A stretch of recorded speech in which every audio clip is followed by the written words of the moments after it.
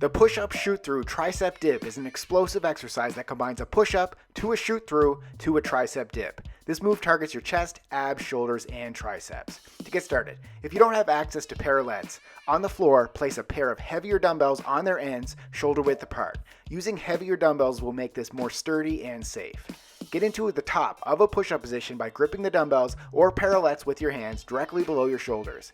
Complete a push-up by bending your elbows and lowering your chest towards the floor, then press your hands through the dumbbells to extend your arms. With a strong core, immediately shoot your legs forward through the dumbbells and extend in front of you. This will put you in a position to complete the tricep dip. Then bend your elbows to lower your butt towards the ground, then press back up and immediately shoot your legs back through the dumbbells to get back into the push-up position. Repeat for reps.